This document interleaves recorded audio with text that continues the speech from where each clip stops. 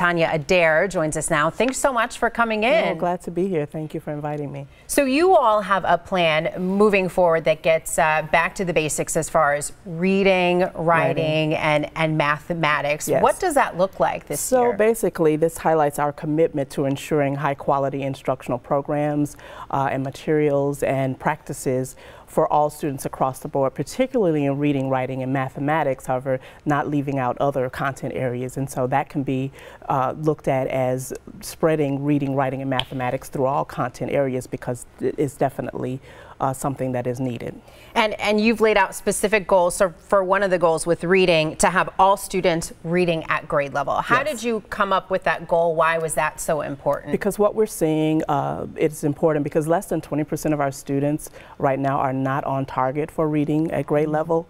It's the same with mathematics as well, and that's based on our STAR exams as well as our ACT Aspire exams. And so what we want to make sure that we're doing is focusing, not necessarily for the assessment's sake, but we have to make sure that our students are reading at grade level in order for them to progress on in high school and be on target for graduation. If they're not reading at grade level or doing mathematics at their grade level, then it's hard for them to tackle other things throughout the school year.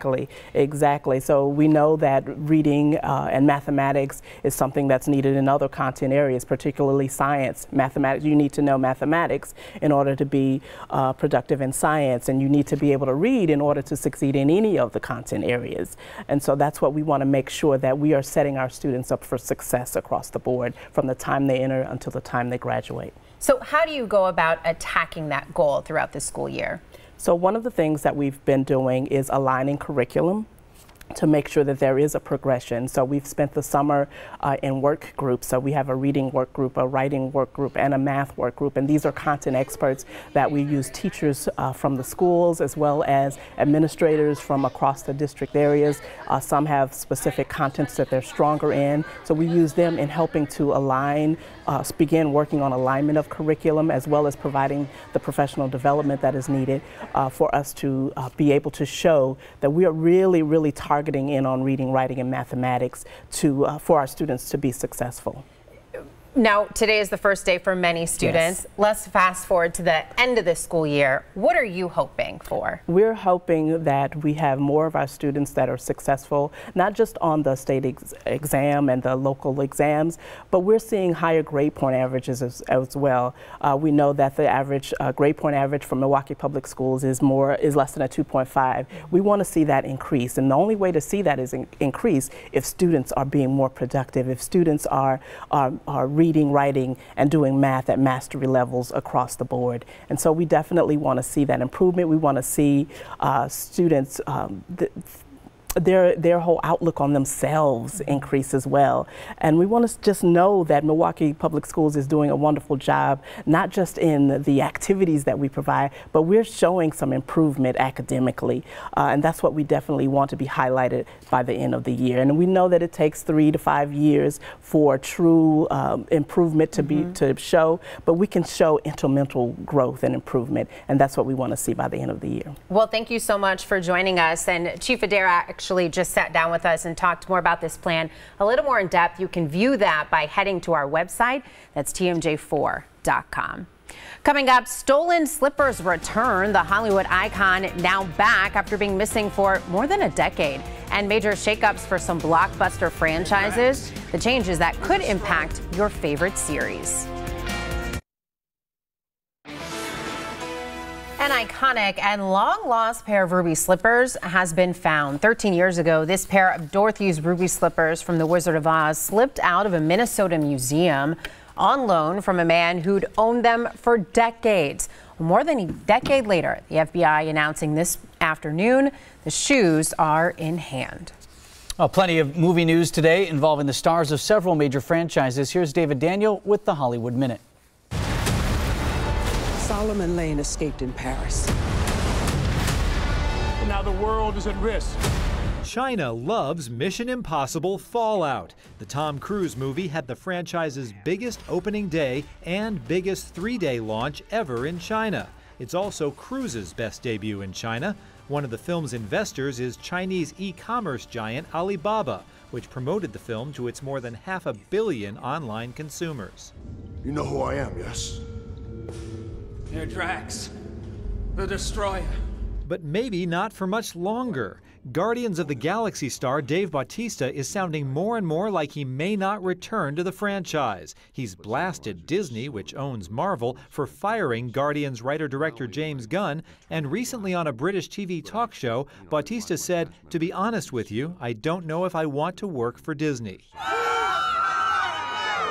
How are you? After 30 years of Die Hard movies, Bruce Willis is finally getting his character's name in the title. Producer Lorenzo Di Bonaventura tells Empire Online the 6th Die Hard movie is titled McClane and will feature Willis as a 60-year-old John McClane and a younger version of McClane in his 20s.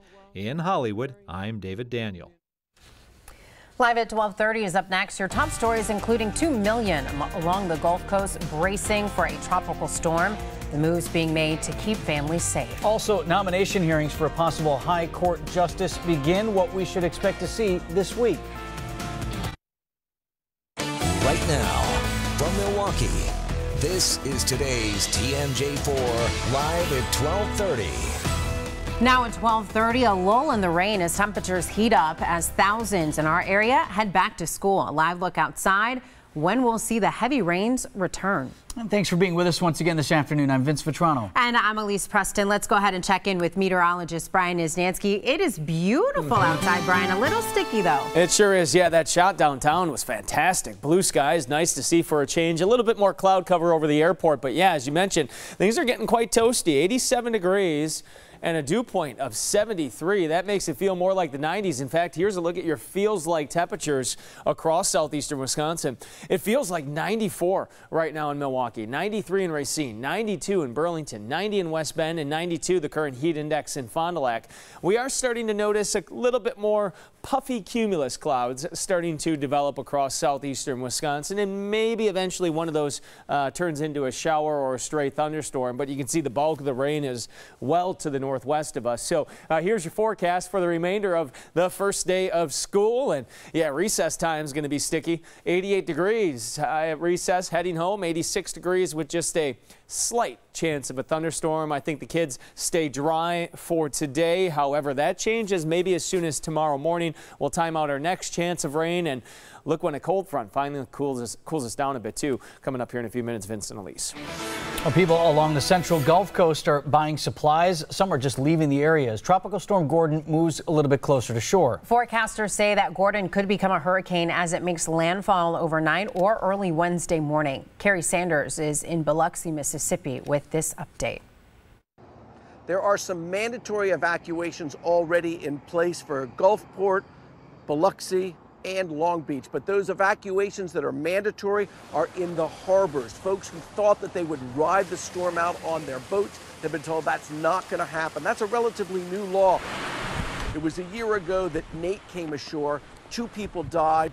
They don't want to see any sort of folks trying to battle out Mother Nature, because even if this is a tropical storm or a hurricane, it's going to cause problems. In Nate, we saw water about this deep, and potentially we could see with a storm surge of 4+ feet, coastal flooding again. The schools are closed in Mississippi today. Some schools as far west as New Orleans are going to be closed. When a storm comes, I leave.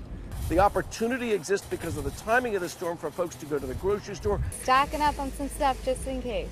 And also to get their cars topped off with gasoline. The reason they would do that is because afterwards, when there's a power outage, the pumps just don't work. Kerry Sanders, NBC News. Now back to you. Nike releases a controversial new ad campaign featuring former San Francisco 49ers quarterback Colin Kaepernick. On Monday, the shoe and apparel maker announced Kaepernick would be one of the faces of its 30th anniversary commemoration of its iconic "Just Do It" slogan. The controversial quarterback appears over a black and white picture of his face. A caption reads, "Believe in something, even if it means sacrificing everything." Reaction to the ad is mixed. Some Nike buyers posted videos and photos of them destroying their Nike products. Other Nike consumers are praising the move. Another shakeup at the top of USA Gymnastics Monday. USA Gymnastics CEO Carrie Perry resigned Monday evening after months of criticism from former Olympians and current national team members. Perry has been heavily criticized. They say he wasn't taking enough action to help the organization recover from the Larry Nassar scandal. Of the 70 changes recommended in a report, fewer than half have been implemented. Bill Cosby's star on the Hollywood Walk of Fame has been once again vandalized. Police say someone painted the words "serial rapist" sometime last night over the star. Cosby was found guilty in April of sexually assaulting a woman in his home in 2004. Many other women have also accused the comedian of assaulting them. President Trump criticizes Attorney General Jeff Sessions for the indictments of 2 Republican congressmen. One is accused of insider trading, and the other is accused of misusing campaign funds for personal expenses. The president tweeted on Monday, "2 easy wins now in doubt. Good job, Jeff." Justice Department investigators are never supposed to take political affiliations into account. Confirmation hearings are underway for Supreme Court nominee Brett Kavanaugh. It's been a rocky start with protesters shouting objections and Democrats demanding that the hearing be delayed to allow examination of newly released documents. Susan McGinnis tells us what the next few days will bring. Before opening statements even commenced in the confirmation hearings for Supreme Court nominee Brett Kavanaugh, protesters interrupted. And Democrats on the committee objected to even starting the hearings. Turns this hearing into a charade and a mockery. Democrats moved to adjourn after the White House refused to hand over thousands of documents about Kavanaugh's time as an attorney in the George W. Bush White House. What are we trying to hide? This is the first confirmation hearing for a Supreme Court justice I've seen, basically, according to mob rule.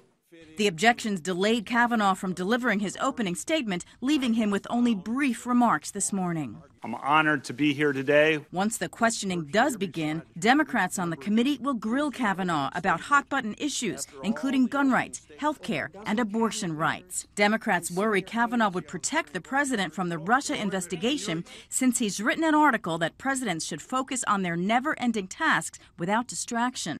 Committee Chairman Grassley insists the hearings will proceed. Senators have had more than enough time and materials to adequately assess Judge Kavanaugh's qualifications, and so that's why I proceed. Republicans know they hold the advantage. With a Senate majority, they can confirm Kavanaugh with no Democratic votes. Susan McGinnis, NBC News, Washington. Well, still ahead, we'll take a look at the markets this afternoon. And flip phones making a comeback? We'll take a look at a new tech gadget making an old school nod. Taking a look at the markets right now. Down across the board, Dow Jones Industrial Average down nearly 50 points at 25,916. The Nasdaq to 8077, that's off 31 points. S&P 500 slipping 8 to 2893.